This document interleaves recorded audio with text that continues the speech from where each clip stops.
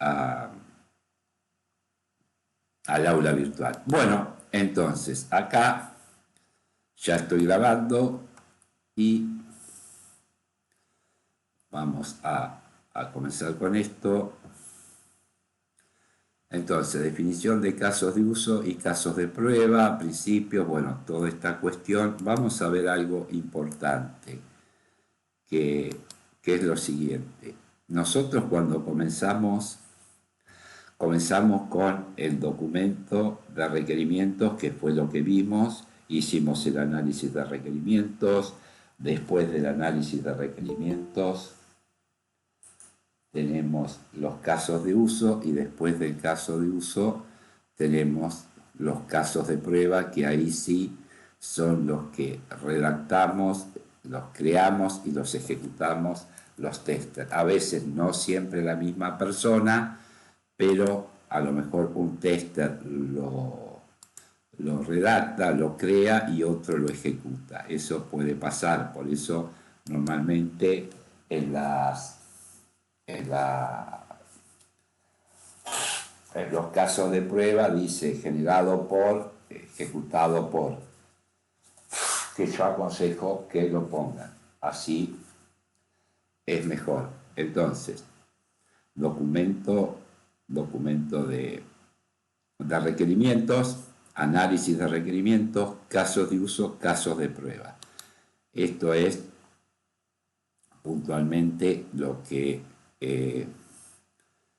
cómo se genera el flujo de trabajo. Muy bien. Entonces, los casos de uso son una técnica utilizada en la ingeniería del software para describir cómo los usuarios interactúan con un sistema, representan situaciones o escenarios en los que un actor puede ser un usuario, puede ser otro sistema o incluso un proceso. Utiliza el software para lograr un objetivo específico. Los casos de uso ayudan a entender las interacciones entre los usuarios y el sistema y son útiles para capturar los requisitos funcionales y las características claves del sistema desde la perspectiva del usuario. Muy bien.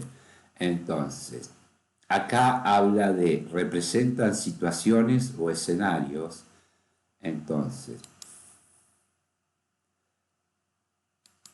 yo les digo, por ejemplo, tengo que pagar un impuesto y la definición que a mí me gusta es analizar todas las posibles soluciones, caminos o rutas para solucionar cada una de las circunstancias, y a eso se llama escenarios.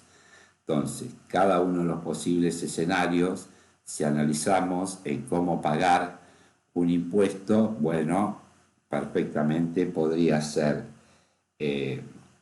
por caja en un banco, por un cajero automático, por pago mis cuentas, por lo que fuere. Cada uno de esos sería un camino que se puede realizar y cada uno de esos sería un escenario. ¿Se entiende el concepto de qué es un escenario? Cada una, vamos a decirlo de otra manera, cada una de las posibles soluciones, esto que dice acá, dice, representan situaciones o escenarios. Yo tengo que un caso de uso de pagar un impuesto. Bueno, un escenario sería pagarlo en una caja. Hay lugares donde cobran, no sé, Rapipago o uno de estos, pagarlo por un cajero automático, pagarlo por mi home banking, pagarlo en el banco. Cada uno de estos sería un escenario que habría que analizar en el caso de que el caso de uso sea pagar un impuesto, por ejemplo. ¿Sí? Si algo iba a decir alguien, no sé si Leonel o alguien iba a decir algo. No, O estoy alguien. colaborando con Bueno, SIS y NOS. está bien. Bueno, esto es así. Estos son los famosos escenarios. Muy bien. Entonces, los casos de uso ayudan a entender las interacciones entre los usuarios y el sistema, y son útiles para capturar los requisitos funcionales y las características claves del sistema desde la perspectiva del usuario. Muy bien. Entonces, a partir de acá, vamos con lo siguiente. Un caso de uso que incluye un nombre, tiene que sí tener un nombre descriptivo del escenario que se está representando. En este caso, pagar, no sé, AISA, pagar EDESUR, pagar EDENOR, lo que fuere. Actores, quienes están involucrados en el caso de uso, usuarios, sistemas, etc. Recuerden que el usuario que comienza la acción lo solemos, o hay libros que lo describen como usuario iniciador. Después, descripción, una narrativa que detalla los pasos que el actor realiza y cómo interactúa con el sistema para lograr su objetivo. Flujo básico, los pasos principales y esenciales que ocurren en el caso de uso, flujos alternativos, variantes de pasos que puedan ocurrir en función de condiciones específicas, precondiciones y postcondiciones. Las condiciones deben cumplirse antes y después de que el caso de uso se ejecute con éxito. Entonces, tenemos precondiciones y postcondiciones. Las precondiciones son aquellas que tienen que estar cumplidas antes de realizar el caso de uso, y las postcondiciones, las condiciones que deja para otros casos de uso. Cabe aclarar sobre todo que en los casos de uso se redactan de una manera coloquial, de una manera simple, de una manera concreta y entendible. Tengan en cuenta que nosotros recibimos el caso de uso y con ese caso de uso tenemos que hacer los test case o casos de prueba. Y por favor, no confundan caso de uso con caso de prueba. No es lo mismo. Una cosa es el caso de uso y distinto el caso de prueba. Como tester, nosotros creamos y ejecutamos los casos de prueba. Los casos de uso normalmente nos vienen del analista funcional. El caso de uso, si estamos hablando de una metodología tradicional, sería un caso de uso. Si estamos hablando de metodologías Agile, podríamos definirlo como una historia de usuario, User History. ¿Se entiende la diferencia? Sí, Bruno. ¿Escucho? Sí, profe, una pregunta. Un caso de uso para esto de pagar una factura, un servicio, ¿entraría, por ejemplo, pagarlo fuera de término o cuáles serían las consecuencias de pagarlo fuera de término? No. Porque por ahí, si no me lo deja pagar porque está fuera de término. Claro, bueno, eso sería, vos fijate que dice acá, flujo básico, los pasos principales y esenciales que ocurren en un caso de uso. Bueno, el ejemplo, y por favor, para aquellos que son nuevos, me dicen si lo entienden o no. El flujo básico sería, bueno, elegís una forma de pagarlo y lo realizás. Son los pasos principales y esenciales que ocurren en un caso de uso. Los flujos alternativos son variantes de pasos que pueden ocurrir en función de condiciones que son puntuales y específicas. En este caso, vos tendrías que ver acá, ponerlo como un flujo alternativo, que el impuesto que estamos analizando está vencido, pero además tiene dos opciones de vencimiento. El primer vencimiento es el que se puede abonar con un recargo. El segundo es cuando ya directamente no lo podés abonar porque venció el vencimiento del segundo o el vencimiento límite. Y eso sí son flujos alternativos.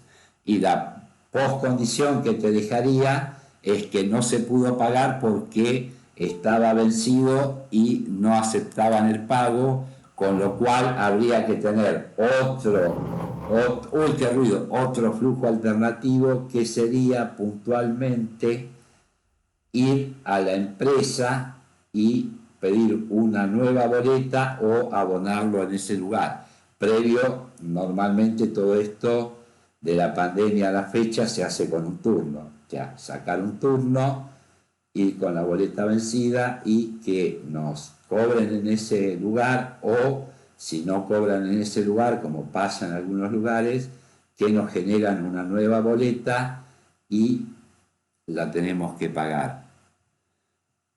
Está ahí, Bruno, eso es el tema de lo que vos me decís, va como un flujo alternativo.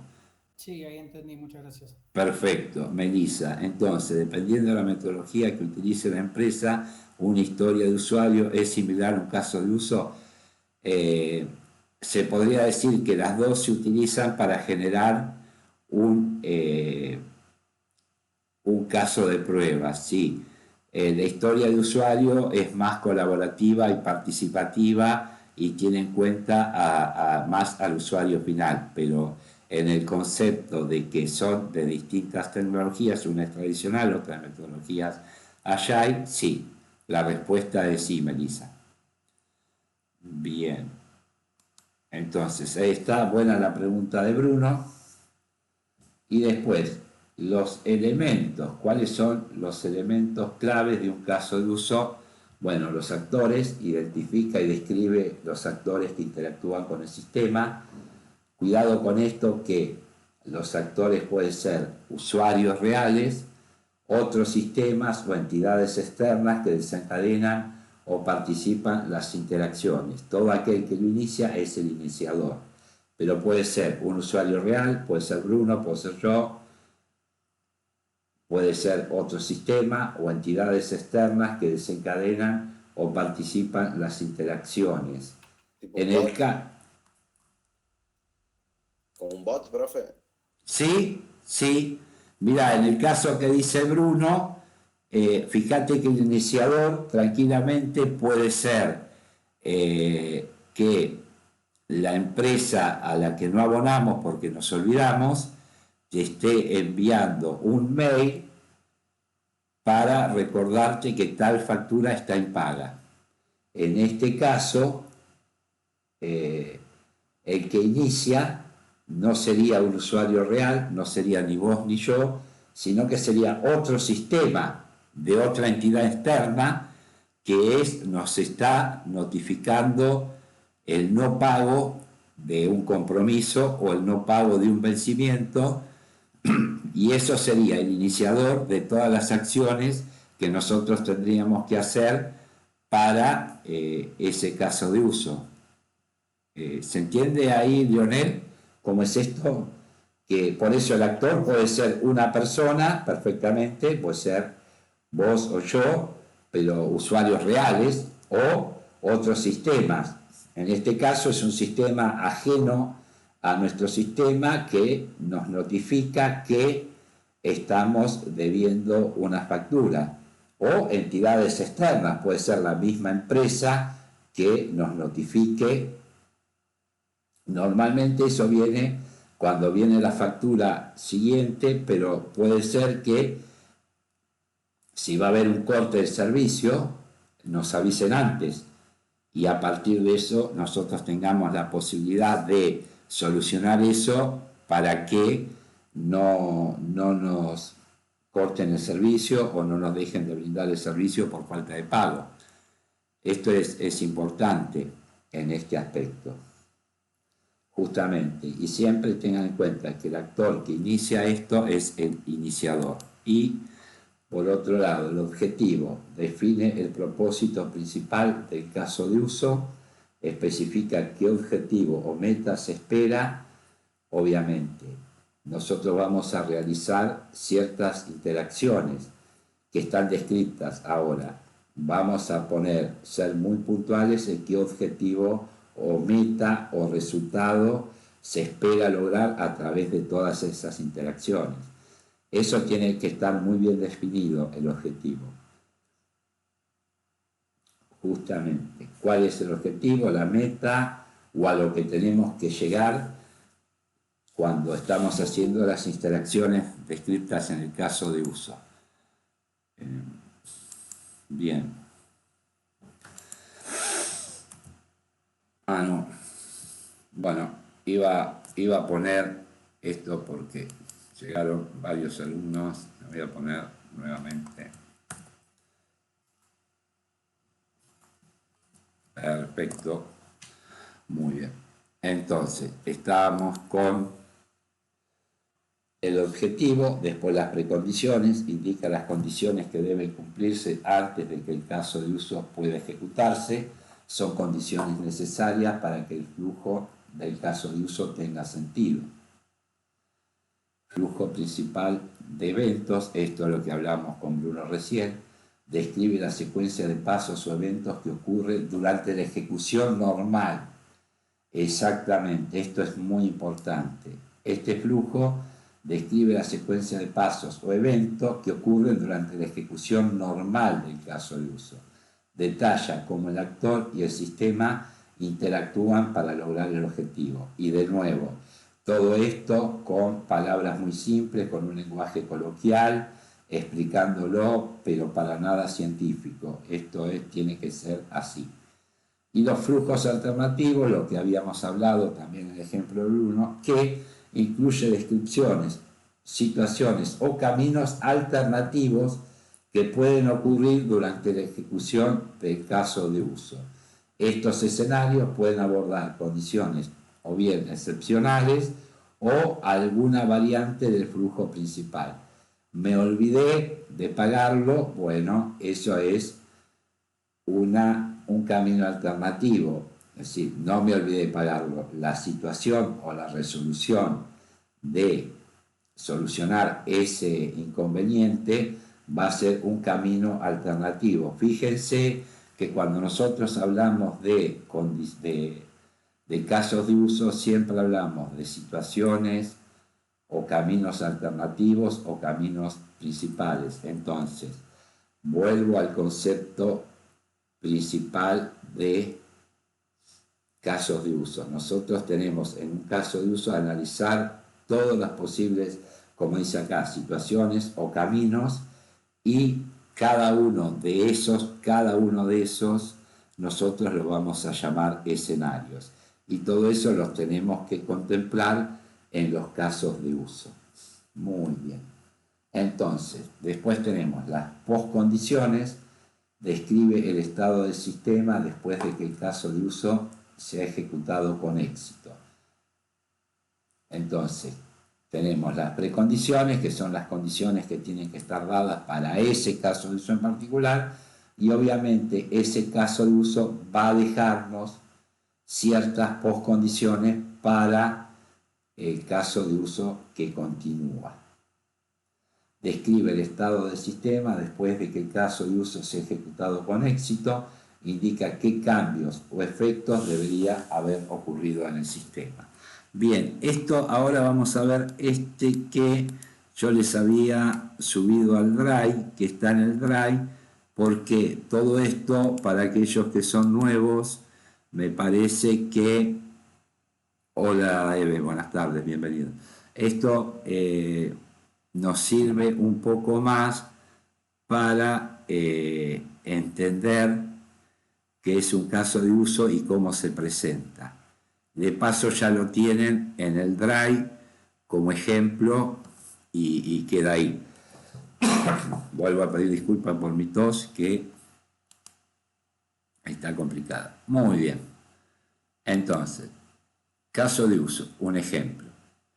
Primero debemos definir una ficha para cada uno de los actores. En esta ficha se describen las características principales de manera que se tenga presente su actuación en unos u otros casos de uso. Podemos ver un ejemplo a continuación.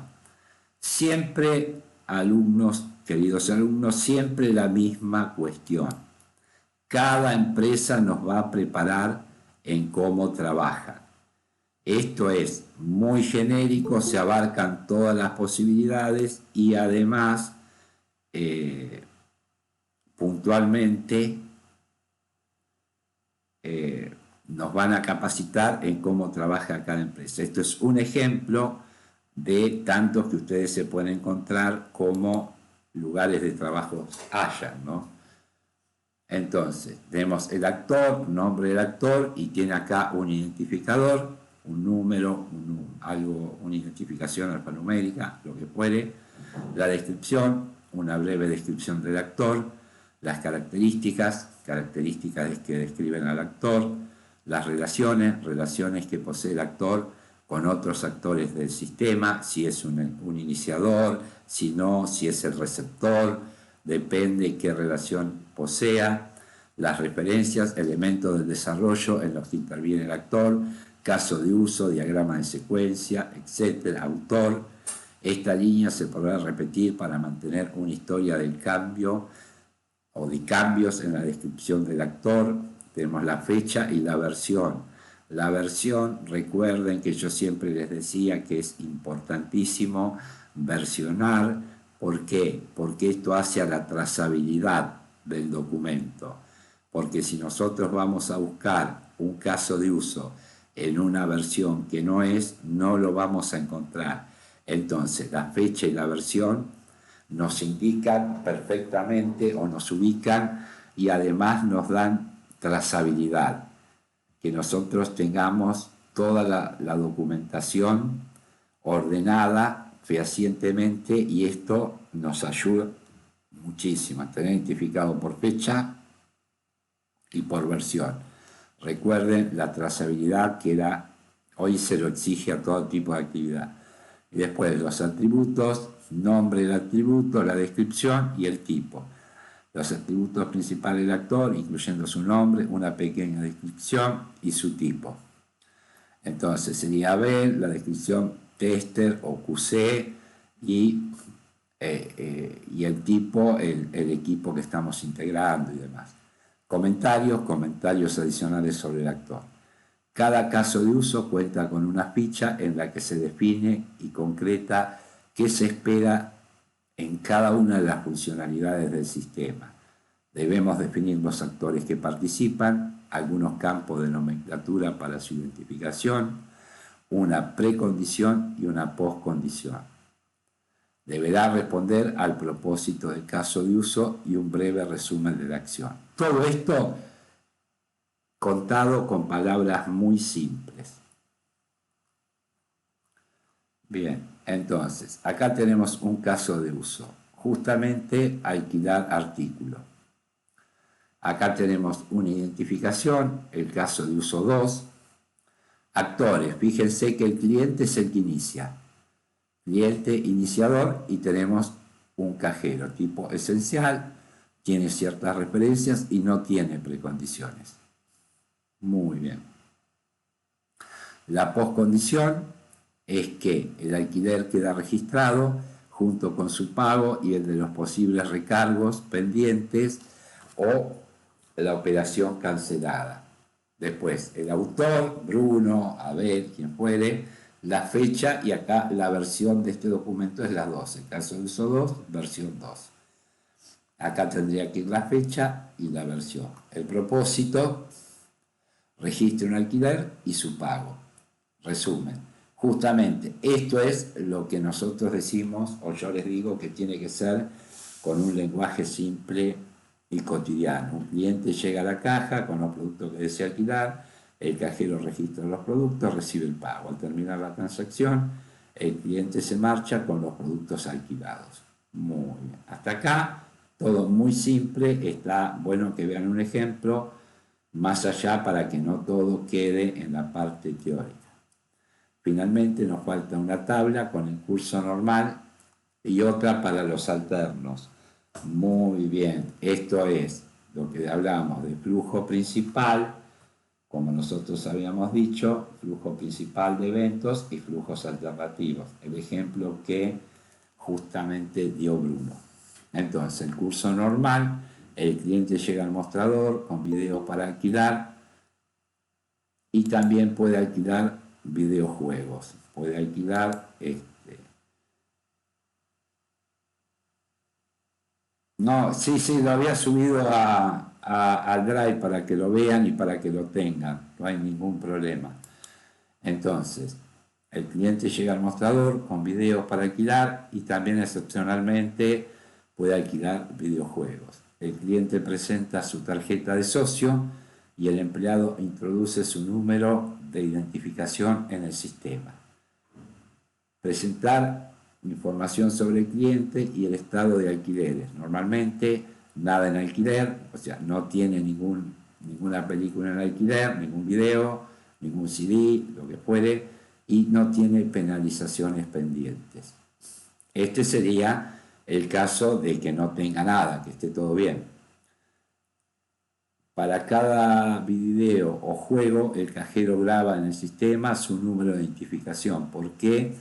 Para tener un registro de cada uno. No hacer uno en general, sino por cada uno, quién lo tiene, quién lo está alquilando, hasta qué fecha y todo lo demás. Presentar una lista de los títulos alquilados, fecha de devolución, precio total del alquiler y cargos por retraso en la devolución. Justamente. El cajero informa al cliente de la cantidad a abonar y le pide el pago. El cliente paga en efectivo o a crédito. El cajero graba el pago en el sistema, autoriza el pago a crédito, genera recibo. El cajero entrega el recibo al cliente que se va con los artículos alquilados. Muy bien, esto es el mejor de los casos, donde estaba todo bien, no hay penalizaciones, no hay deudas, no hay absolutamente nada, el cliente tiene el dinero y se realiza todo en un perfecto orden. Ahora, muy bien. Acá vamos con los casos, el caso Bruno va a quedar esto, flujos alternativos. Entonces, acá en el 7, el cliente paga en efectivo o a crédito. Bien. En el paso 7 dice, cursos alternos, el cliente no tiene suficiente dinero en efectivo. Es una opción. ¿Qué pasa en esto? Sugerir pago a crédito, cancelación de la transacción o eliminar los artículos hasta que la cantidad resultante pueda ser abonado y volver a 7. Bueno, en efectivo, no sé si hay un descuento o no, no importa eso, pero en este caso no importa. No tiene el dinero. Entonces, el cajero le va a sugerir si lo puede pagar con crédito, si cancela la transacción o va quitando películas o juegos hasta que la cantidad o el precio se pueda pagar con el dinero que tiene. Volver a 7. El cliente tiene recargos por retraso sin pagar. Bueno, en este caso, muy similar a lo que dijo Bruno, el cliente tiene recargos por retraso sin pagar y no quiere abonarlos. Antes de hacer nuevos alquileres deben pagarse los recargos, o paga todo y se vuelve a 7 o se cancela la transacción. Acá no tiene opciones. Si tiene multas, penalidades o recargos, como ustedes le quieran llamar, que no abonó, o los abona o se anula la transacción. Y después, 9A, autorización de pago a crédito denegada. En 9, si vamos al paso 9, autorizar pago a crédito. Acá en el paso 9, autorizar pago a crédito. Entonces, autorización de pago a crédito denegada. Puede ser que la tarjeta tenga crédito insuficiente, con lo cual no tiene dinero y no tiene crédito. Es una complicación. O puede fallar el servicio de autorización, puede ser que no haya comunicación, muchas veces nos pasa. Y acá, bueno, se borra el pago, se informa al cajero y volver al punto 7. Muy bien, después, otros datos, frecuencia esperada 20 por hora, importancia alta, estado pendiente de revisión, rendimiento, urgencia alta, estabilidad moderada. El siguiente paso es definir los diagramas de actividad. Estos diagramas se construyen a partir de la definición del curso normal y los distintos cursos alternos. De este modo, se pueden visualizar de forma muy sencilla los caminos que puede tomar el caso de uso y los datos que se verán en juego en esa funcionalidad. Muy bien. Perfecto. Muy bien. Entonces, hasta acá, ¿se entendió? No tiene precondiciones. Una precondición que yo pondría, que podría ser, es que el cliente ya esté registrado como socio del club, o como socio del video, como socio de la empresa, como ustedes le quieran poner. Ese sería un ejemplo de una precondición.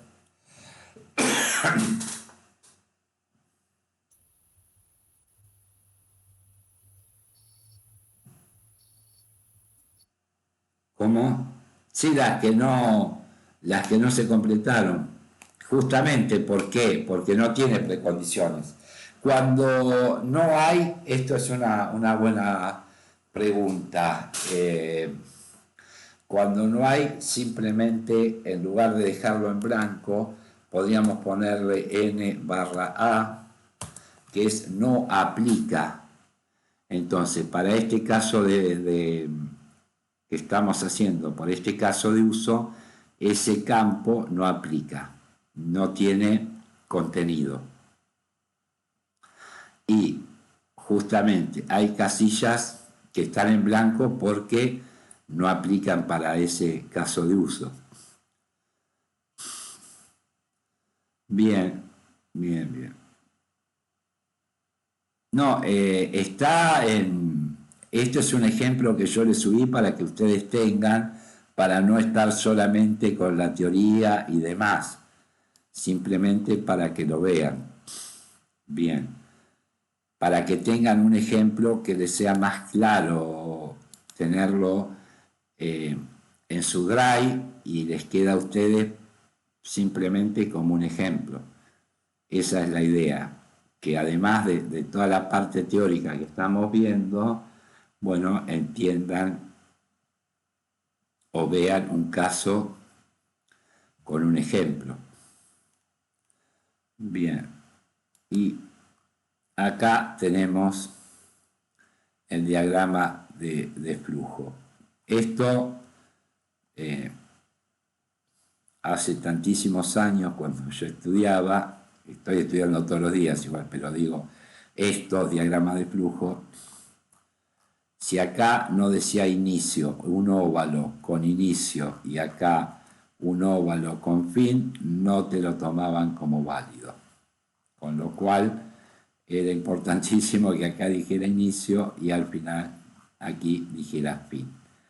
Bien, entonces, esto no sé si alguno de ustedes lo habrá visto alguna vez, es un diagrama de flujo.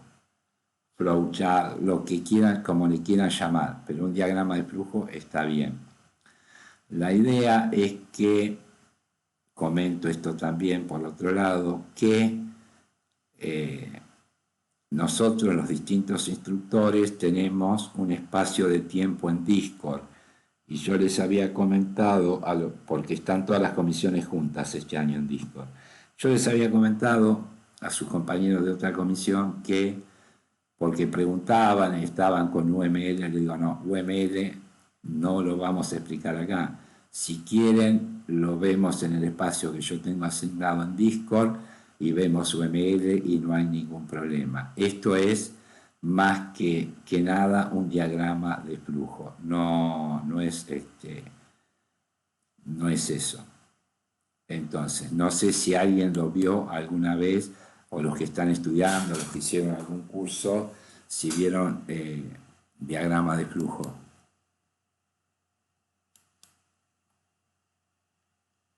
Es muy simple y muy fácil de entender. A ver.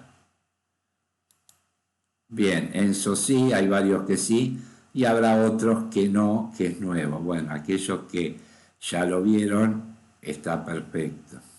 En base de datos Java, buenísimo.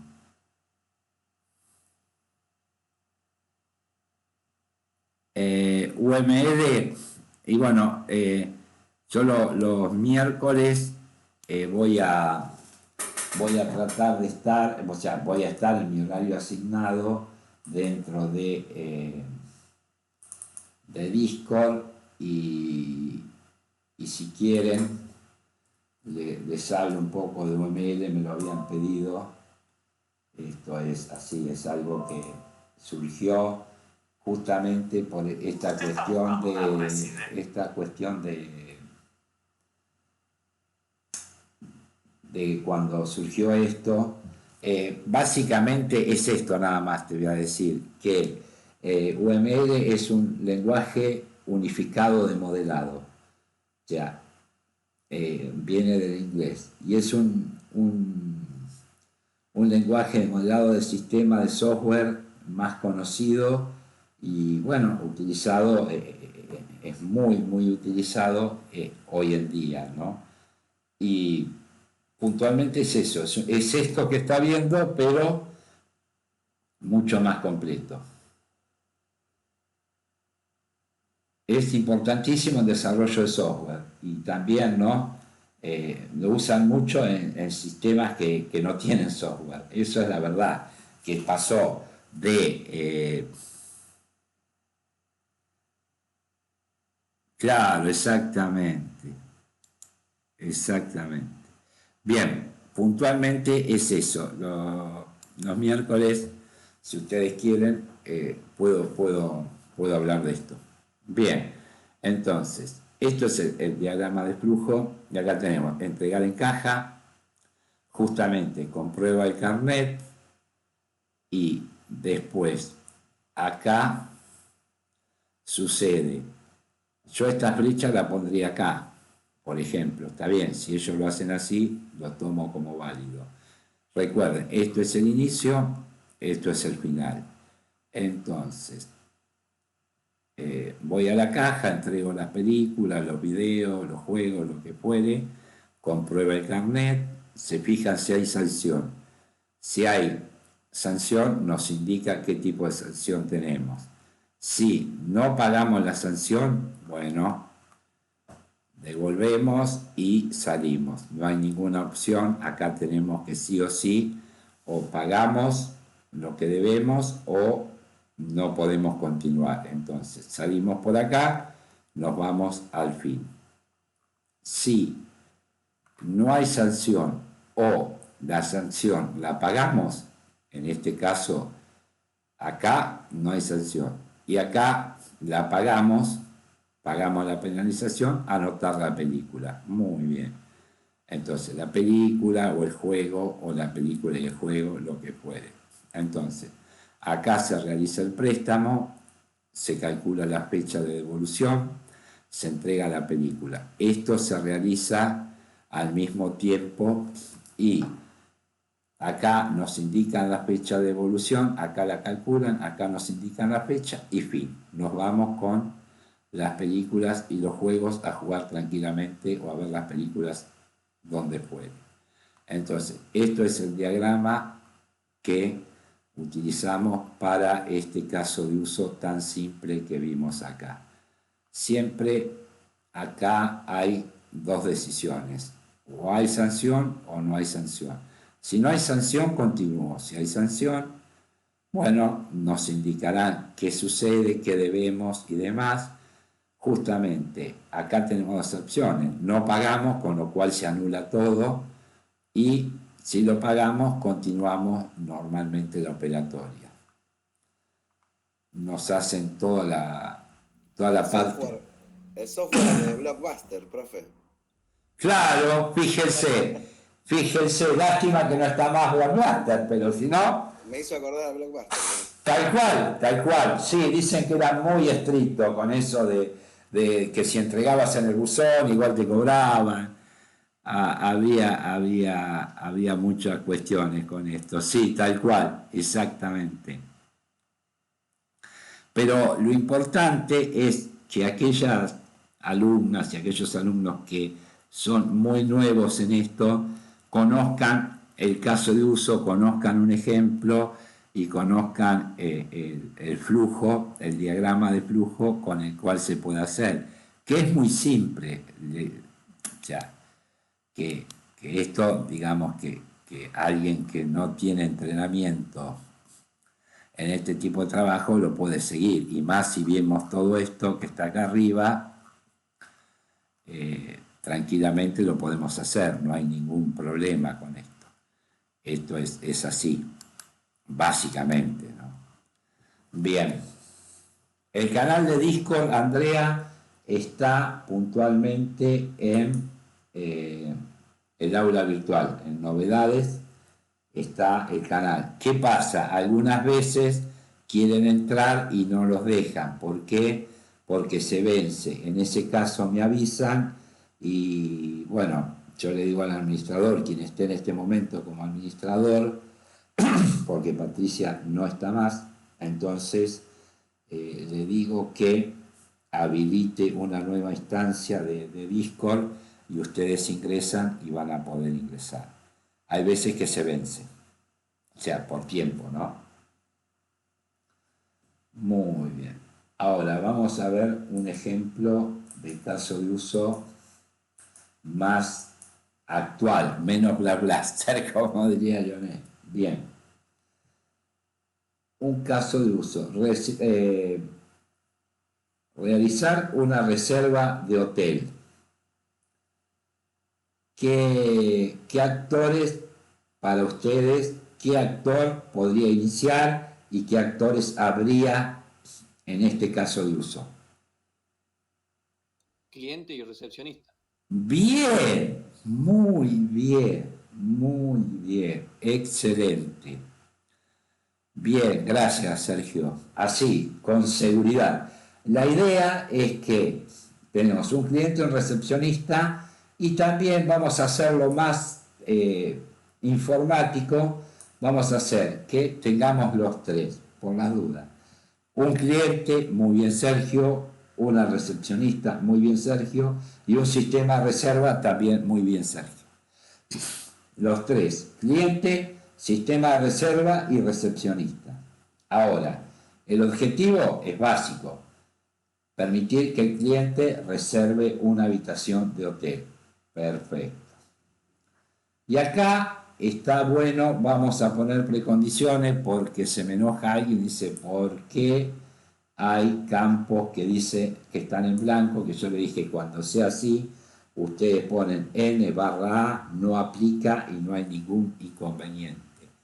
Bien, entonces las precondiciones vamos a poner, por ejemplo, yo diría, un cliente autenticado, cliente verificado, que el cliente registrado, como ustedes quieran, y lo más importante, si una cuenta, vos me decís, Amalia, con respecto a las precondiciones.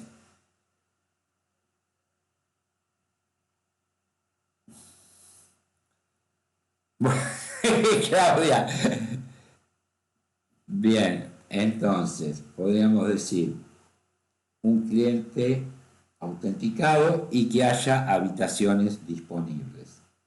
Muy bien. Entonces, ¿cómo hacemos el flujo principal? Siempre estamos con el flujo, primero el flujo principal y después vemos las variantes. Primero, yo diría, el cliente selecciona una opción, reservar habitación. En este caso lo va a hacer por sistema. Entonces, el cliente ingresa al sistema y hace una opción de elegir, ¿no? De reservar una habitación. ¿Qué sucede? El sistema con esta petición muestra las opciones de habitaciones disponibles. Dijimos que el usuario debería estar registrado y que habría habitaciones disponibles. Entonces, el sistema, cuando el cliente ingresa a reservar habitación, el sistema muestra las opciones de habitación disponible. Esto ya es mucho más moderno y con más trabajo, ¿no? El cliente elige una habitación y proporciona la información de reservas. Sí, esto que pone Claudia, digo para Bruno, que dice, Claudia dice Bruno sin mascota, puede ser que sea con mascotas amigables, o sea, amigable a las mascotas, o que no. En este caso, sería muy importante que lo aclaren, sí, por supuesto. Bien, entonces, el cliente elige la habitación y proporciona la información de reserva, los datos que se le pidan. El sistema confirma la reserva y muestra un resumen.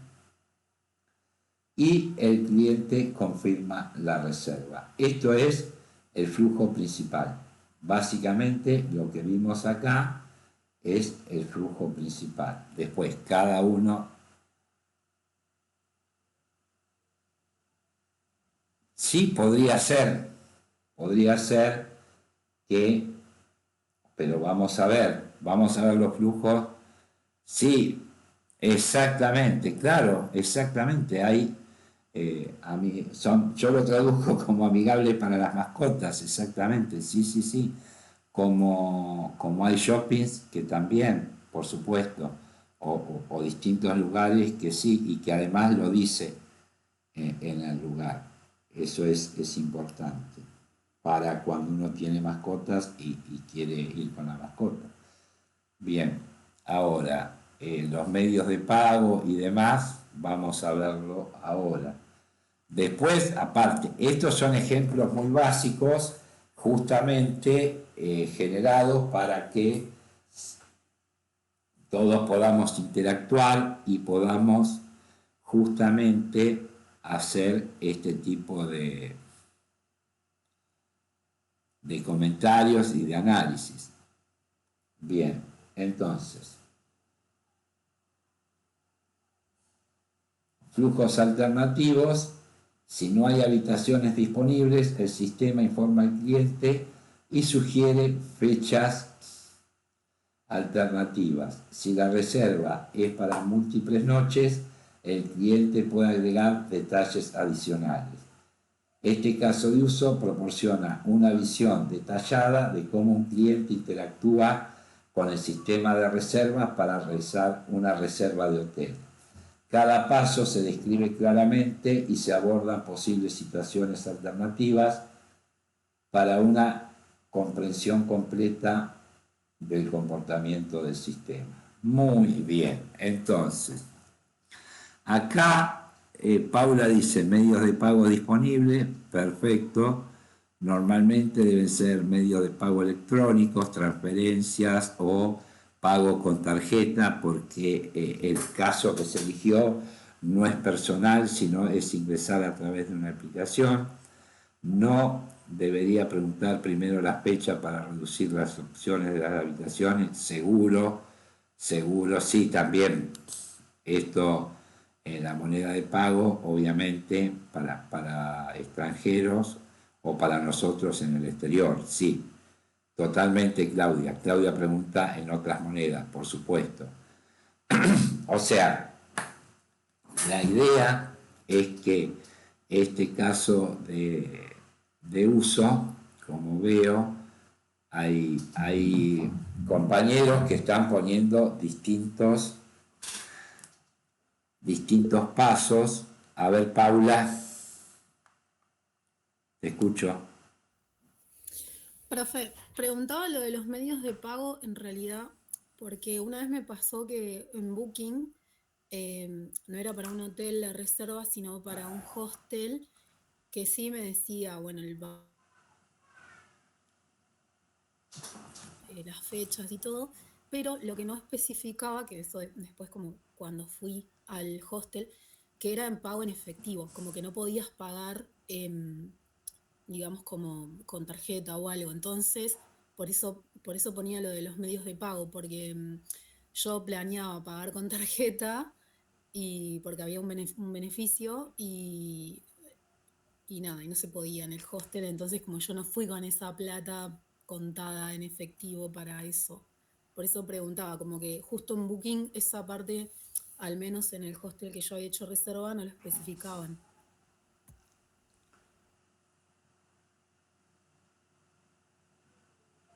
Sí, sí, sí, sí.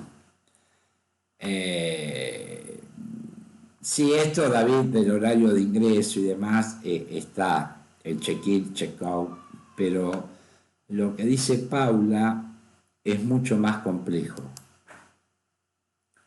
y hoy en día se está usando muchísimo, muchísimo. Si van a viajar, por favor ténganlo en cuenta, porque es una forma... Uy, ¿qué pasó, Andrea? Es una forma de tomar pagos que, bien, acá no te lo puedo leer, si está, pero estoy totalmente con Claudia, de acuerdo con Claudia, sí. ¿Para qué le vamos a dar tanta vuelta? Es la realidad. Entonces, no queda registro de pago y normalmente tienen un descuento por pago en efectivo, pero toda vez que eso no tiene registro contable. ¿Se entiende? No sé si soy claro puntualmente lo que quiero decir. Ser el hostel o lo que fuere, nosotros lo vamos a pagar en efectivo y eso no queda registro contable y eso nadie ingresó a la habitación, nadie compartió la habitación y nadie se fue de la habitación. Pero esto no es propio de acá, esto es propio de muchos lugares. Y otra de las cosas que tienen que tener muy en cuenta en este caso en particular es que dice pesos, pero esos pesos pueden ser pesos locales de Estados Unidos que para nosotros justamente son dólares. Eso está buenísimo que ustedes en un caso de prueba con tanto detalle como lo están haciendo lo tengan en cuenta. Eso es importantísimo, realmente. Sí, se podría poner que la postcondición es que, a ver, vamos a ver, que la postcondición, a ver, ¿cuál sería?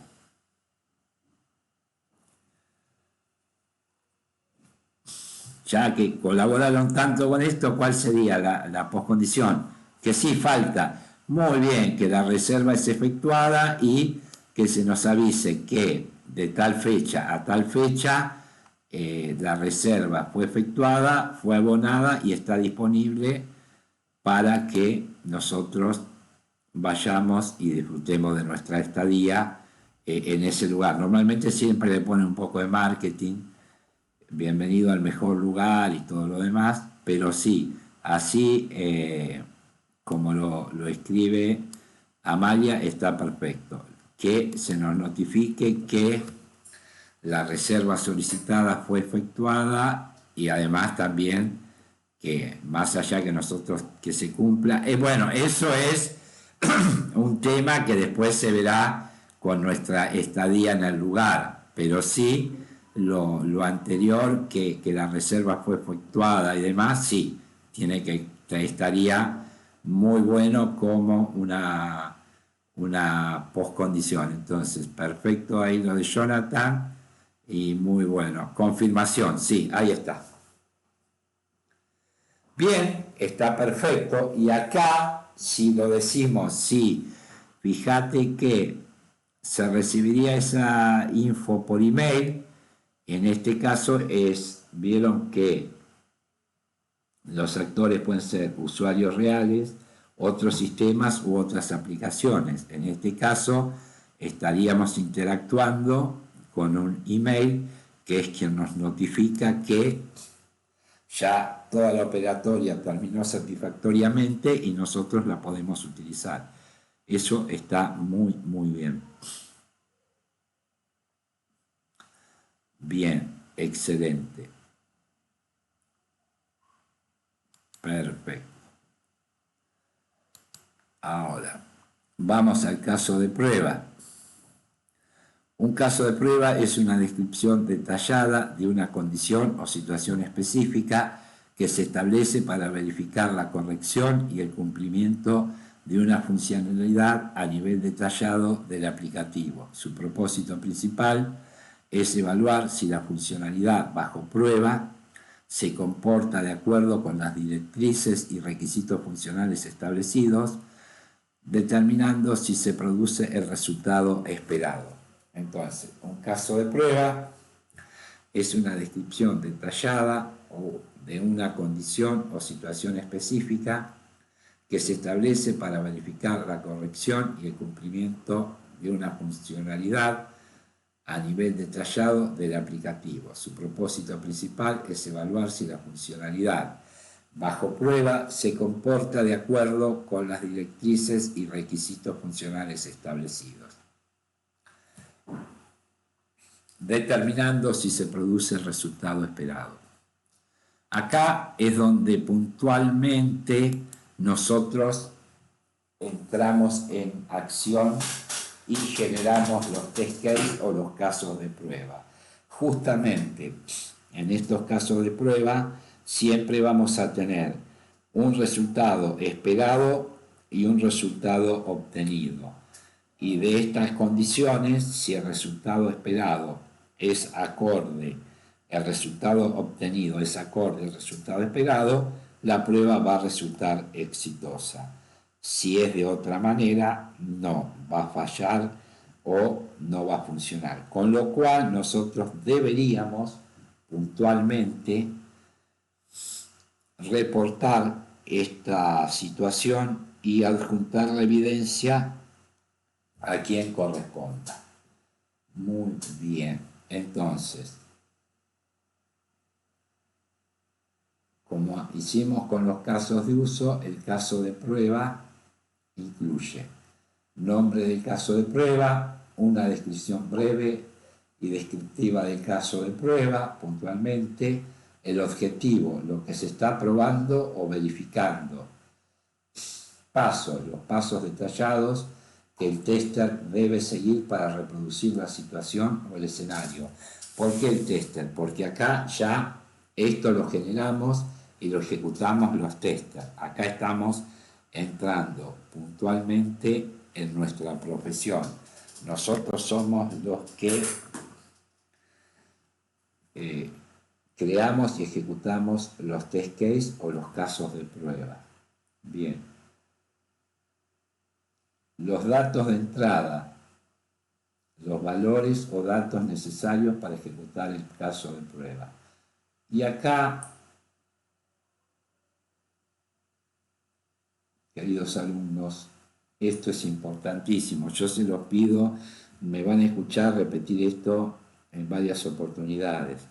Cuando nosotros nos entreguen el caso de uso, pidamos, exijamos también con qué datos lo vamos a ejecutar.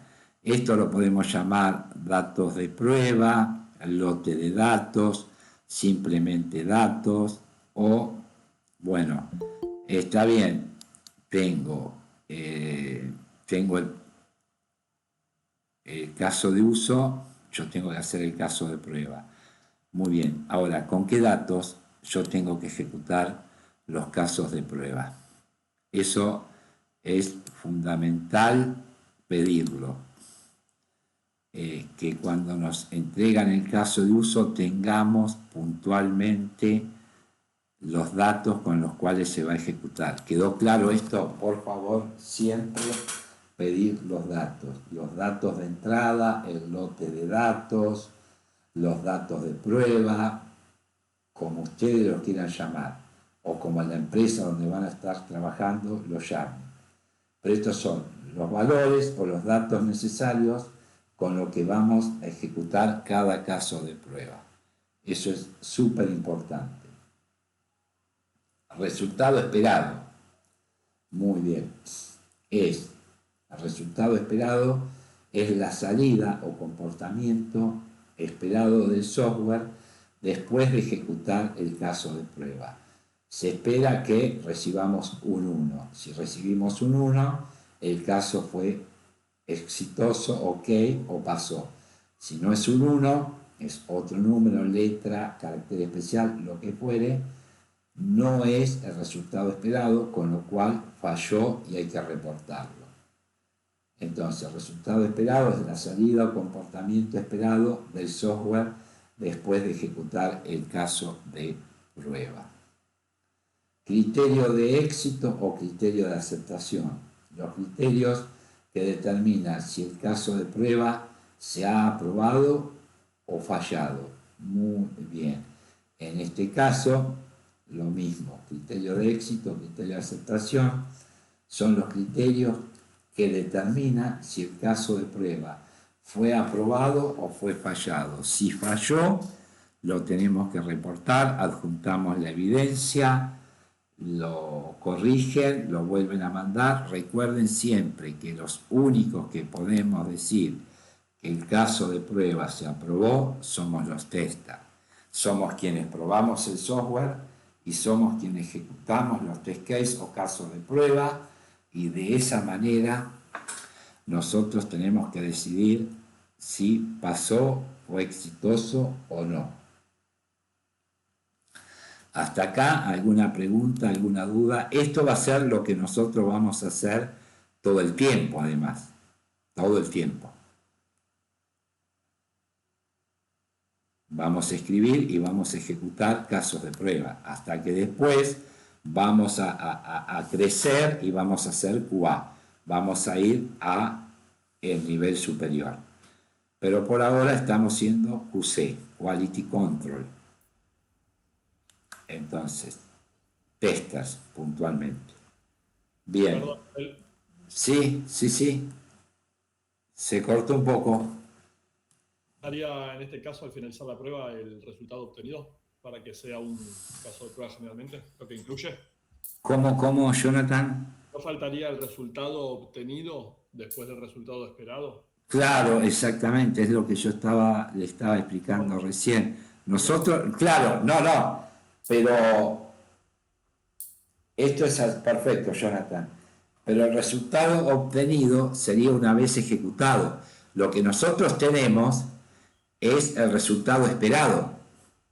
Cuando lo ejecutamos, tenemos un resultado, obtenemos un resultado.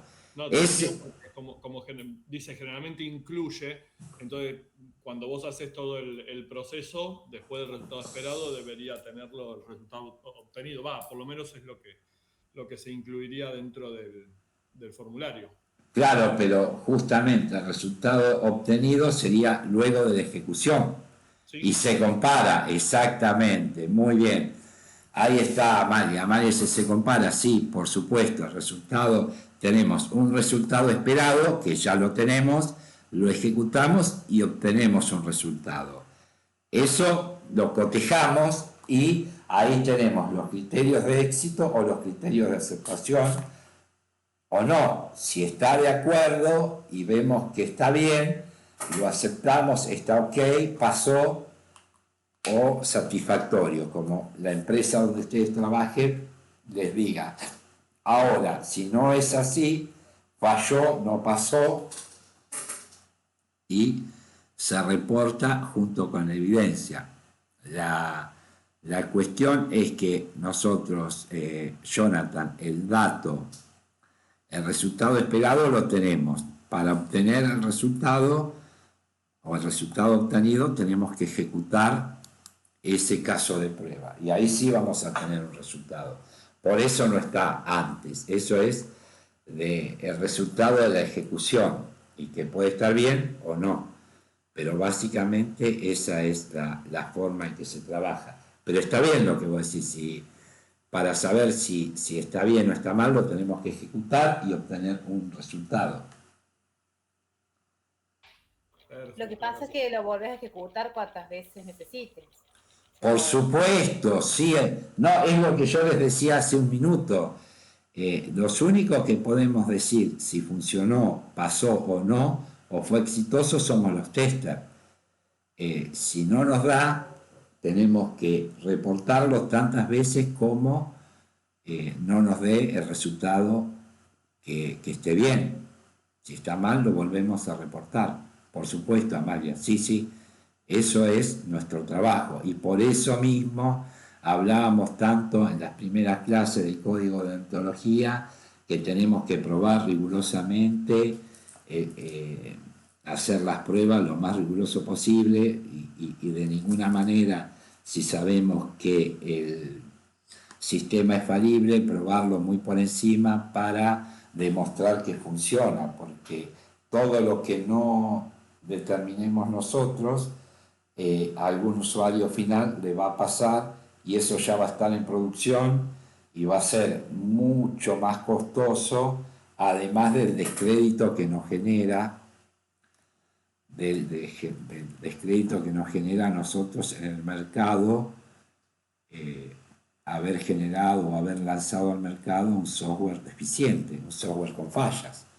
Porque estas fallas, si no las detectamos nosotros, las va a detectar el usuario, el cliente. Eso es así absolutamente. Bien. Entonces, acá, sí, los elementos claves tenemos el objetivo, define el propósito específico del caso de prueba, es decir, lo que se está probando o verificando, las precondiciones, justamente acá también tenemos precondiciones, establece las condiciones que deben cumplirse antes de ejecutar el caso de prueba. Las precondiciones son esenciales para garantizar que el caso de prueba se ejecute de manera válida. Muy bien. Entonces, esto es, hoy teníamos una cuestión con una alumna que nos decía que donde ella trabaja, bueno, no tenían esto de no les traían el documento o no les acercaban el documento de requerimientos, no se hacía análisis de requerimientos, realmente arrancaban con toda la parte de generar los casos de prueba. Algo terrible porque es muy difícil, sumamente difícil trabajar así. Algunas veces aún hoy en día pasa, pero es terrible. Entonces, en todos los test cases que le tocaba hacer, tenían que verificar el login. Entonces, yo digo, el login es súper importante y siempre conviene hacer un test case o un caso de prueba para el login. A ver, alguien que me diga por qué es importante hacer el login y tener un test case para el login.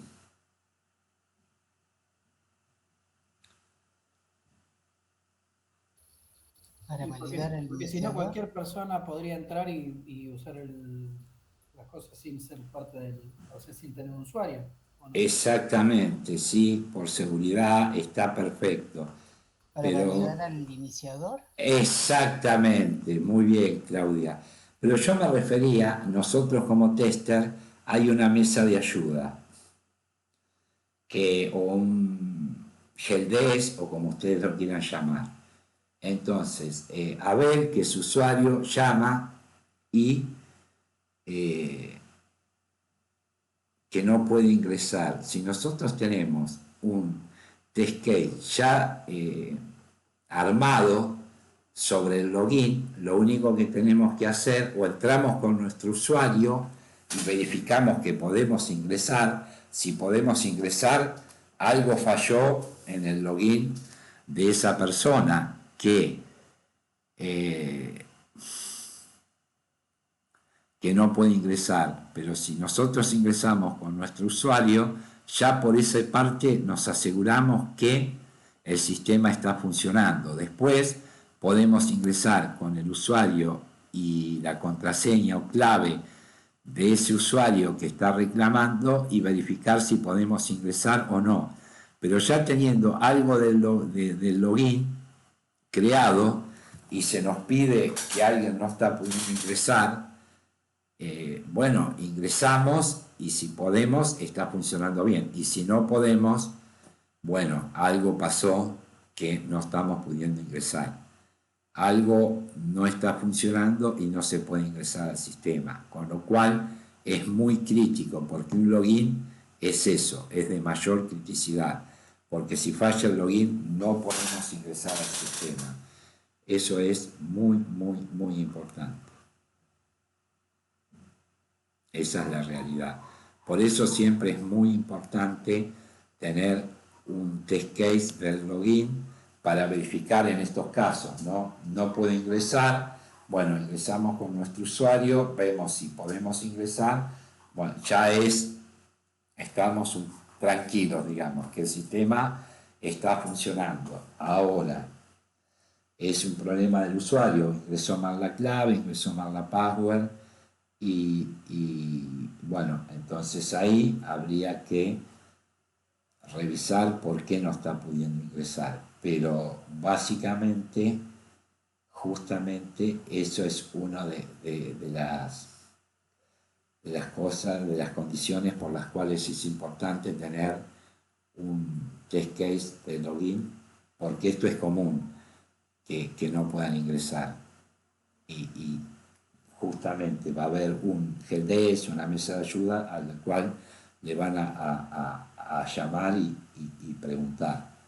Entonces, las precondiciones, justamente esto, establece las condiciones que deben cumplirse antes de ejecutar caso de prueba. Las precondiciones son esenciales para garantizar que el caso de prueba se ejecute de manera válida. Porque una de las precondiciones, ¿cuáles serían? A ver, las precondiciones generales que ustedes pondrían en un caso de prueba. Generales, básicas. A ver. Datos, que esté registrado. No, generales, antes de eso. Yo diría, a ver, vamos a... Conexión a internet. Excelente, claro, evidentemente, sí, vos fijate que, Jonathan, en todos los instructivos de los artefactos que vos compres, el primer punto es conectar el aparato a la red eléctrica. Sí, hay cosas que sí, tal cual. Pero tienen que estar. No, tienen que estar porque fíjense que yo acá, si ustedes quieren una muestra de esto, es esto, testing. Vamos a comenzar a grabar la clase. Esto es, Abel, grabar la clase. Porque si pasaron 20 minutos y no la comenzaste a grabar, hay 20 minutos que no van a tener de la clase. Entonces, esto, más allá de lo que fuere, es un ayuda a memoria que no se te pase de no grabar la clase. Por ejemplo, es una obviedad, pero fíjense ustedes que básicamente, y ahí vamos, Claudia, Leonel y compañía, tener conexión a internet, verificar que la conexión a internet funcione, identificar con qué sistema operativo estamos trabajando, Windows, iOS, no sé, lo que fuere, si hay una versión, si no Windows 10, Windows 11, lo que fuere, o sea, todo lo básico, pero además de una precondición, es un poco lo que decía ahí,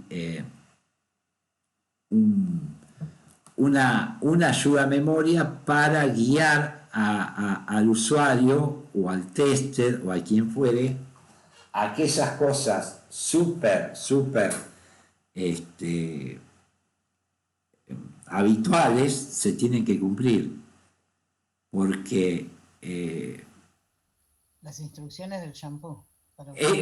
Sí, Claudia, sí, pero a ver, es muy importante porque en algún momento vos imaginate que reportás una falla y la gente de desarrollo dice, nosotros lo probamos y funciona perfectamente. ¿Te fijaste si había internet cuando vos lo ejecutaste? Y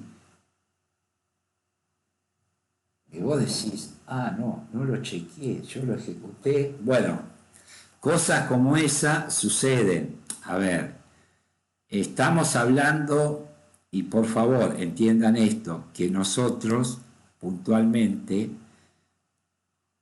este curso básicamente es para gente que recién comienza y que no tiene experiencia. Entonces, la recomendación es que el tester tiene que ser muy, muy observador y no dar nada por entendido, porque después estas cuestiones son las que generan estos inconvenientes. Entonces, cuando nosotros hablamos de precondiciones, verificar conexión a internet, que ya sea una precondición, que el sistema operativo va a ser tal y tal, navegador, por supuesto, muy bien, Wilber, perfecto, o sea, Windows 10, Google Chrome, Mozilla, Safari, lo que fuere, pero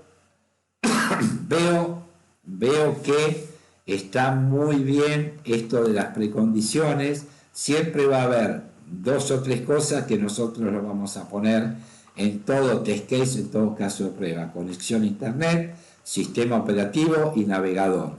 Esas 3 cosas para nosotros van a ser estándar en precondiciones: conexión a internet, sistema operativo y navegador. Ahí esas 3 las vamos a poner siempre. Van a ser nuestra bandera de precondiciones. Después podemos poner alguna más o no, pero esas 3 básicas, que queden siempre. Después, las entradas, los datos o condiciones que se utilizan como entrada para ejecutar el caso de prueba, pueden ser valores específicos, datos del usuario o cualquier información necesaria. Muy bien, estos van a ser los datos que vamos a utilizar.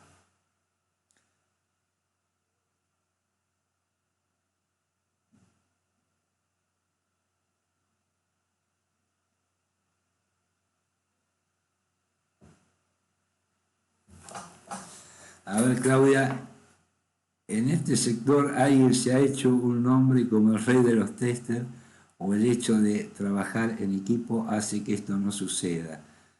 No, justamente, siempre se trabaja en equipo, y más hoy en día que estamos tendiendo a las metodologías Agile, que como yo siempre les dije, igual en un equipo siempre el trabajo es colaborativo y participativo. No, es todo lo contrario del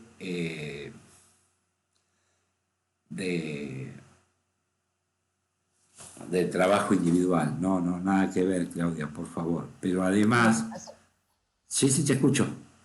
Por ejemplo, no sé, el que es programador dice, sí, yo programé, hice, no sé, todas las aplicaciones para Google. Bueno, genial. Pero ¿y el tester cómo hace, cuando hace sus referencias? Sí, yo trabajé para Google, pero ¿qué demostrás? O yo encontré 300 errores en fallos en casos de prueba. ¿Cómo se mide cuando uno va a presentarse en un trabajo, suponiendo que ya consiguió, y cómo se mide esa parte? ¿Sí?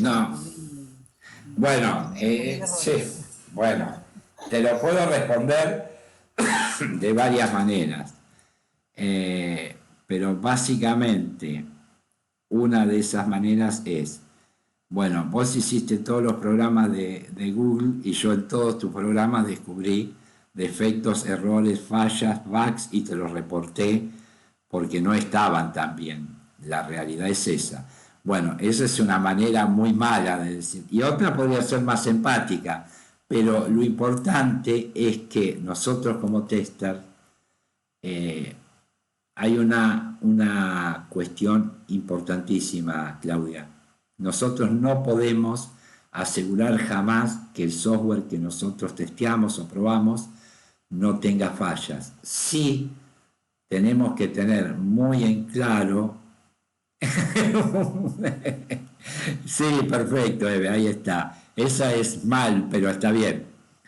La otra que nosotros sí tenemos que tener muy claro y que es nuestro ADN como tester, es que si encontramos un bug, lo reportamos hasta su solución. Eso es nuestra responsabilidad. Y de ahí, así se mide nuestro trabajo. Porque si a nosotros nos piden que probemos puntualmente esto, esto y esto, y con 3 ejemplos, bueno, se nos pueden pasar muchos bugs.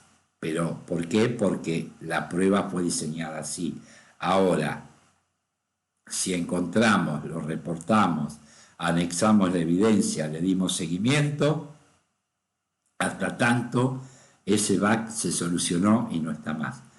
Eso es lo que habla de nuestra calidad como tester y eso es lo que se mide. Después es imposible decir que no hay, que el software que nosotros testeamos no tiene bugs. No sabemos. Es muy limitado las pruebas que hacemos. Ya lo van a ver cuando estén trabajando. Pero más allá de eso, si se encuentra, se da seguimiento y se soluciona. Ahí es donde nosotros tenemos nuestro fuerte como testers.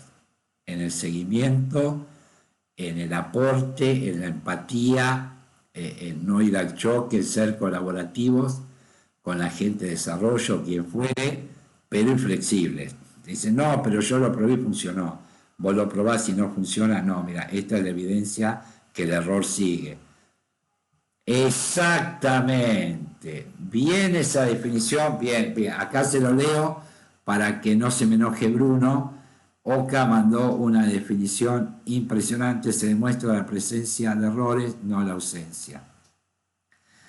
No, Nahuel, lo que digo es que sí hay alguien que tiene más experiencia y por eso es lo que yo le decía, que en un equipo de tester siempre hay alguien con más experiencia, con más expertise, que va a ser el que genera los casos de uso.